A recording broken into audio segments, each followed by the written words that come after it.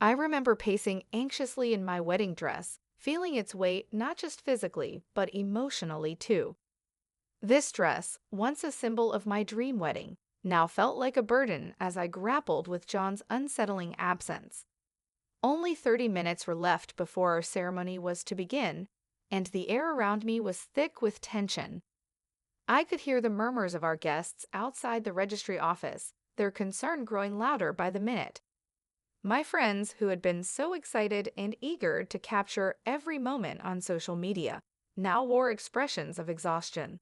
The high heels and the tedious wait had taken their toll on them. Even the photographers, who were usually so composed, kept approaching me with nervous glances, asking if everything was all right. As the clock kept ticking, I struggled to maintain my composure. I had to fight back tears, knowing that any sign of weakness would be captured and remembered forever. My parents, witnessing my distress, finally voiced the concern that we all felt but hadn't spoken. Is it possible to be late for your own wedding? Suddenly, our attention was diverted by the arrival of an old car, as old as I am. It pulled up to the registry office, and out stepped John, but not in the traditional groom's attire. Instead, he wore a simple trouser suit and held a modest bouquet of chrysanthemums in his hands.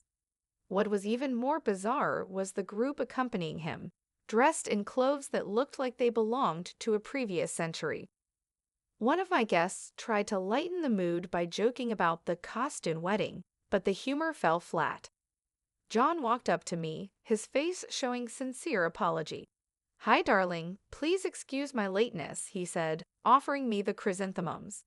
The entire room fell silent, everyone's eyes fixated on this unexpected twist. I stood there, struggling to make sense of the situation. "John, what is this? Is this some kind of surprise?"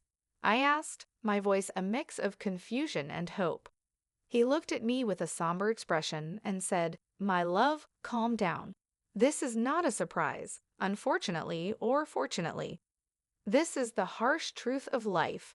I just fell so in love with you that I couldn't tell you the whole truth right away.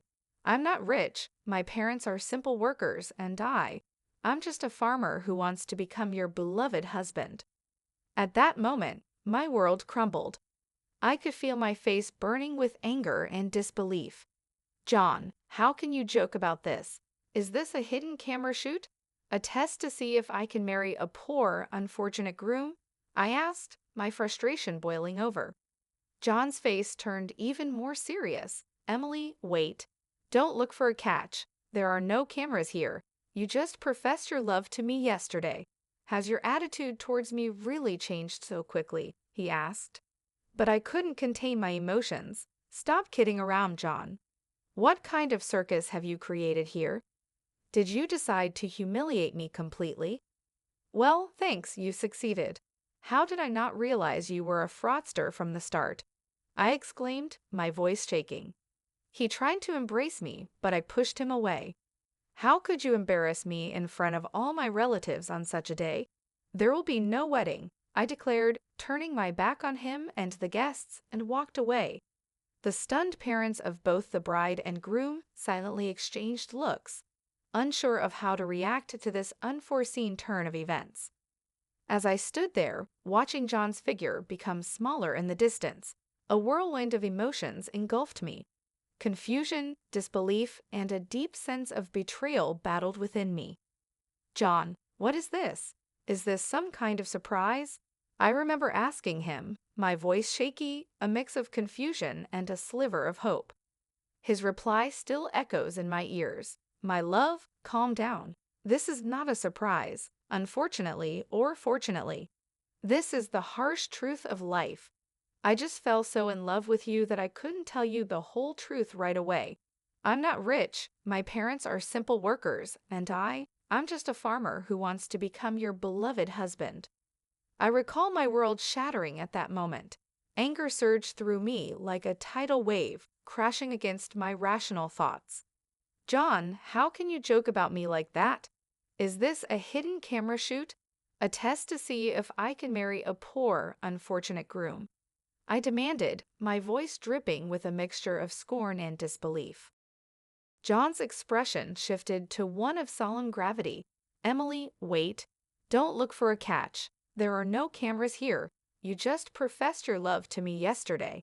Has your attitude towards me really changed so quickly?"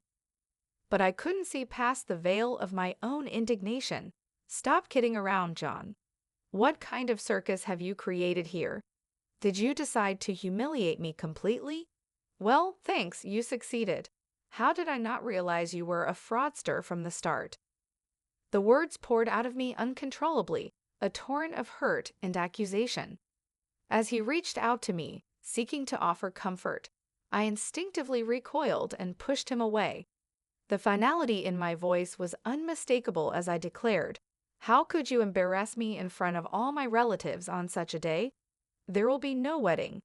I turned my back on him and the crowd, my heart pounding in my chest, my mind racing with 1,000 thoughts. As I walked away, the stunned expressions on the faces of our parents remained imprinted in my memory. They were caught in a vortex of shock and confusion, not knowing how to react. I could feel their eyes on me, filled with a mix of concern, confusion, and disappointment. In the following days, I grappled with a tumult of emotions. The public embarrassment of the failed wedding, the whispers and pitying looks of our small community, and the overwhelming sense of betrayal consumed me. Night after night, I lay awake, replaying the events in my mind, each time with a fresh wave of anger and hurt. My father's health began to decline rapidly in the aftermath. The stress and humiliation were too much for him to bear, and he suffered a heart attack that plunged our family into an even deeper crisis. Our financial stability, which had always been a source of pride and comfort, teetered on the brink of collapse. The medical bills piled up, adding to the already mounting pressures. I found myself standing at a crossroads in my life, forced to confront a reality I had never imagined. The life of ease and comfort I had envisioned seemed like a distant dream. The stark reality of our situation hit me hard, and I knew I had to step up. Reluctantly, I began working in our family's store. It was a small business that my parents had poured their hearts and souls into, a cornerstone of our community. The work was hard and far removed from the luxurious life I had dreamed of. Day by day, I learned the intricacies of running a small business, managing finances, dealing with suppliers, and catering to the needs of our customers. As I immersed myself in the work, I started to understand the value of hard work and the satisfaction that comes with earning one's keep. I saw firsthand the sacrifices my parents had made for me, their unending toil to provide a comfortable life for our family. This realization brought a profound change in my perspective and a deep sense of gratitude and respect for my parents. My social circle, which once included numerous friends and acquaintances, began to dwindle. Those who had been drawn to my carefree and financially secure lifestyle now kept their distance. I felt isolated and alone, left to face the challenges of my new life. This solitude forced me into introspection, making me confront the flaws in my character and the choices I had made. I began to see how superficial and materialistic my previous life had been. The importance I had placed on wealth and status seemed trivial and shallow in the face of real-life challenges. I realized that I had been living in a bubble, oblivious to the struggles and hardships of the real world. In those long, lonely hours at the store, I often found myself lost in thought, reflecting on my relationship with John. I questioned whether my reaction to his revelation had been fair. Had my love for him been conditional, based solely on his perceived wealth and status? The thought haunted me, and I struggled to come to terms with the possibility that I might have misjudged him. As weeks turned into months, I slowly began to adapt to my new reality. The initial resistance and resentment gave way to acceptance and a newfound sense of purpose. I took pride in the small victories at the store, whether it was a satisfied customer or a successful negotiation with a supplier. These small accomplishments brought a sense of achievement and fulfillment that I had never experienced before. My relationship with my parents deepened during this time. I saw their resilience and unwavering support in a new light. Their strength and determination in the face of adversity were a source of inspiration for me. I began to appreciate the little things in life, the warmth of a shared meal, the comfort of a family gathering, the simple joys that I had taken for granted. As I navigated through this journey of self-discovery and growth, I often thought about John. I wondered how he was coping with the fallout from our failed wedding.